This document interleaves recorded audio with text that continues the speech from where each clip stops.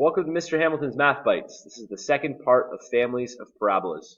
Specifically, we'll be talking about equations given 2 points. In the last video, we talked about the characteristics of the three families of parabolas. So that's covered. What we're going to look at in this video is we're going to look specifically, given the zeros and a point on a parabola, we want to determine the equation for the parabola. Second situation will be given the vertex and another point on the parabola, determine the equation for the parabola. And we also want to be able to determine the equation for a parabola given a table of values. That'll involve us first graphing the table of values and drawing the line of best fit through those points. So the information just below the chart says the following. It says the algebraic model of a quadratic function can be determined algebraically if the zeros are known, we write it in factored form, or if the vertex is known, we write it in vertex form. That makes sense. We always would try to match the information with the form of the parabola that's most useful for that information. Once we do that, we want to substitute another point into the equation for x and for y and solve for a, because a will be the only value we don't know in each of these cases. You can then write the general equation with that a value substituted in.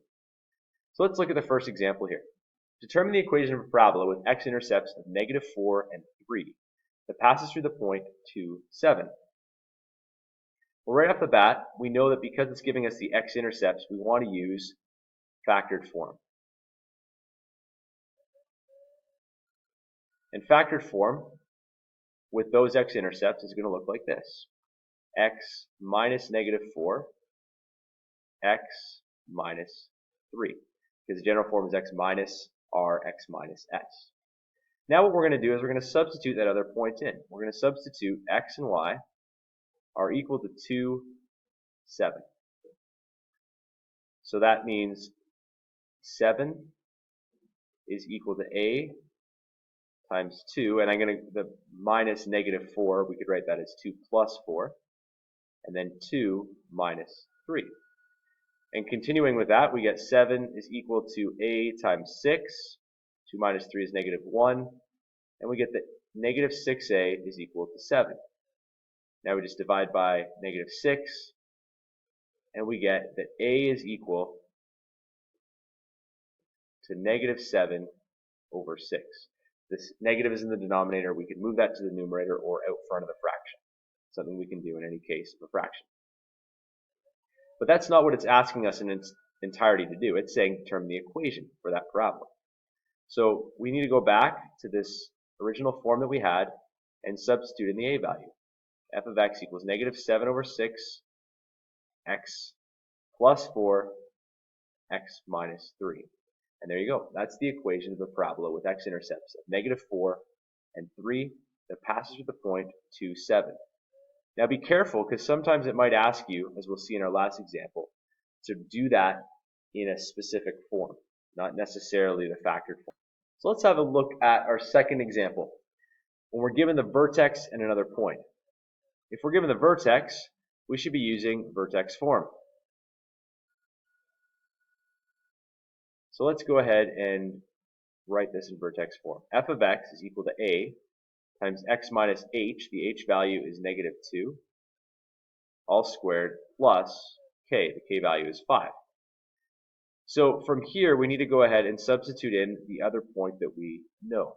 We're going to substitute x and y is equal to 4 and -8.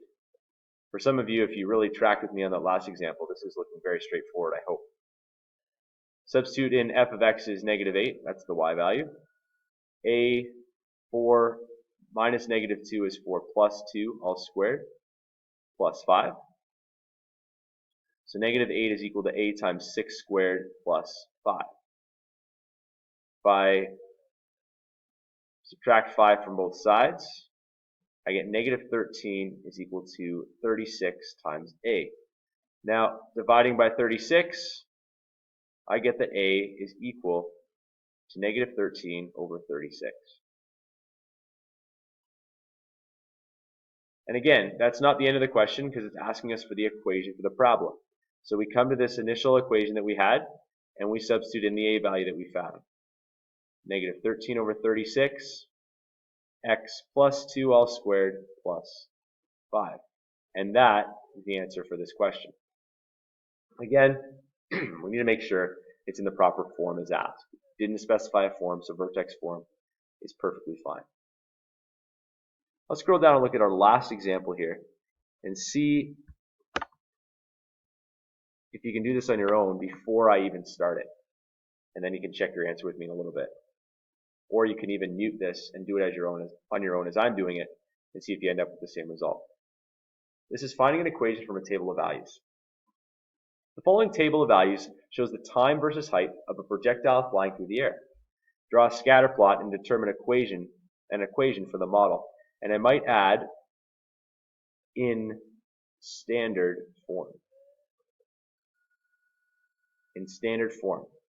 Alright, so the time that we're given is 0, 1, 2, 3, 4, 5, 6. So we're going to make an appropriate scale here. It actually works out really nicely. That every 2 units on the x-axis can be 1 second. This is time in seconds. And on the y-axis, this is going to be height in meters. Some of you are wondering about this word projectile. Well, what is a projectile? It's something that doesn't fly or power itself and can be thrown through the air.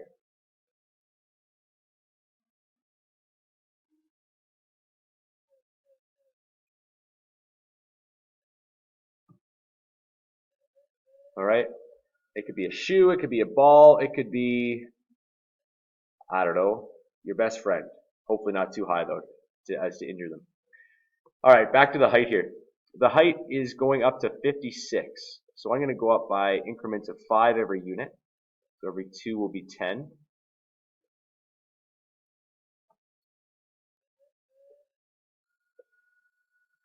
And let's go ahead and plot those points. 0, 11, 1, 36, whoops, 1.5, 1, 36, 2, 51, 3, 56, 4, 51, 5, 36, and 6, we're back at 11. And we can draw a curve through that, and I hope yours is going to look a lot better than mine. You know what, this isn't so bad so far, we'll see. Hey, not bad. So there you go, there's your curve that the projectile is flying through the air. Let's just pretend for the purpose of this that it's a golf ball flying through the air. Now, we have a graph, and that graph has information on it. We can't see the zeros, but what we do know is we know the vertex. We know the vertex is at 3 and 56. And we can take any other point, just like we did in the second example, and find the equation for that. So let's do that. I'm going to take f of x, or in this case, we won't use f of x. We've got to define some variables for us here. We're going to say that h is the height in meters. It's a real world situation, so we need to define what we're using.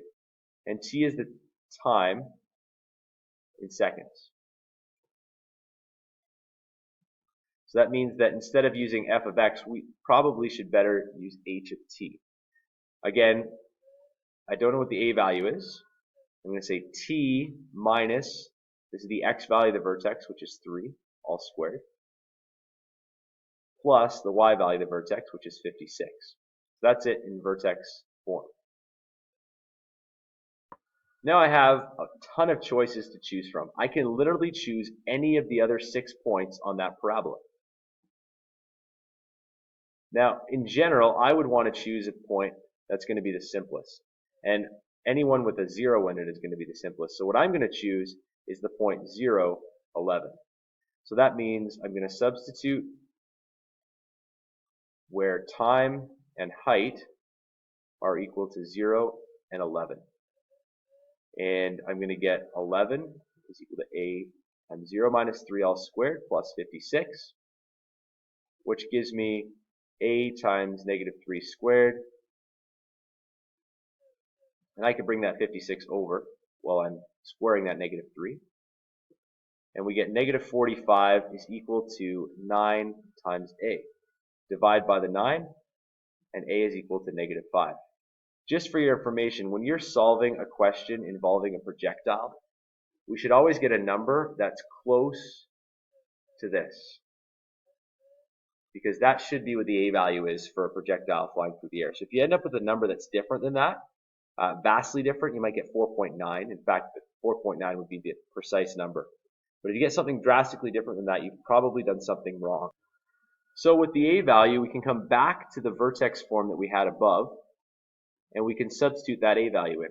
So h of t is equal to negative 5 times t minus 3 squared plus 56. Now the question asked us, if you look up above, it said find it in standard form. Right now it's in vertex form, so we need to expand it and make sure we've answered the entire question.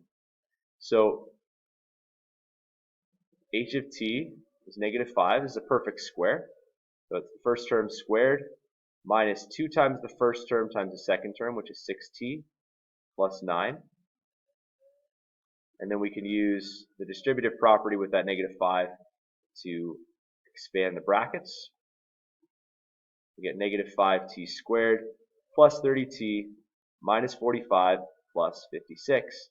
And then we combine those like terms at the end, and I find that h of t, I'll scroll down a little bit, it might be hard to see near the bottom, h of t is equal to negative 5t squared plus 30t plus 11. And if you'll notice, 11, that c value is the y-intercept, and that better be the same if we've expanded it properly. So that's the height versus time equation for that projectile.